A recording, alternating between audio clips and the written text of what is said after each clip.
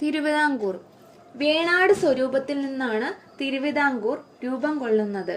8 വീട്ടിൽ പിള്ളമാരെയും മാടമ്പിമാരെയും അടിച്ചമർത്തി അനിഴം തിരുനാൾ മാർത്താണ്ഡവർമ്മയാണ് ചിതറിക്കിടന്ന പ്രദേശങ്ങളെ ഒരുമിപ്പിച്ചുകൊണ്ട് ശക്തമായ ഒരു രാജ്യമാക്കി മാറ്റിയത്. ഭരണപരമായ പ്രധാന നാഴികക്കല്ലുകൾ. തൃപ്പടിദാനം. 1750 തൃപ്പടിദാനം നടന്നത്. മാർത്താണ്ഡവർമ്മ തന്റെ രാജ്യം ശ്രീ പത്മനാഭന് സമർപ്പിക്കുകയും ശ്രീ പത്മനാഭദാസൻ ആയി ഭരണം തുടരുകയും ചെയ്തു. 1741 കുളച്ചൽ യുദ്ധം നടന്നു. ഡച്ചുകാരെ പരാജയപ്പെടുത്തിയാണ് മാർത്താണ്ഡവർമ്മ കുളച്ചൽ യുദ്ധം ജയിച്ചത്. ക്ഷേത്രപ്രവേശന വിളംബരം.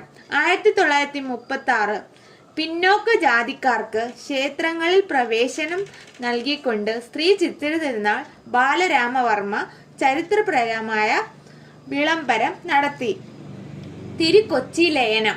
1949 ഇന്ത്യക്ക് സ്വാതന്ത്ര്യം ലഭിച്ച ശേഷം തിരുവിതാംകൂറും കൊച്ചിയും ഒന്നിക്കുകയും 1956 കേരളം രൂപീകൃതമാകുകയും ചെയ്തു.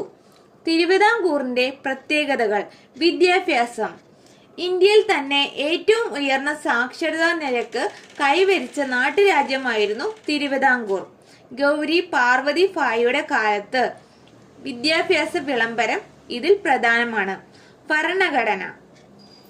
ശ്രീമൂലം തിരുനാളിന്റെ കാലത്ത് ഇന്ത്യയിൽ ആദ്യമായി ഒരു ലെജിസ്ലേറ്റീവ് കൗൺസിൽ രൂപീകരിച്ചത് തിരുവിതാംകൂറിലാണ്. വ്യവസായം. പള്ളിവാസൽ ജലവൈദ്യുത പദ്ധതി, Travancore titanium, Punalur paper mill എന്നീ വ്യവസായങ്ങൾ രാജഭരണകാലത്ത് ആരംഭിച്ചു. പ്രധാന ദിവാൻമാരും കലാകാരന്മാരും. രാജാക്കന്മാരെ കൂടാതെ തിരുവിതാംകൂറിന്റെ വളർച്ചയിൽ പ്രധാന പങ്ക് വഹിച്ചവരാണ് വേലുത്തമ്പി ദളവ, രാജാ കേശവദാസ് മാധവ റാവു എന്നിവർ.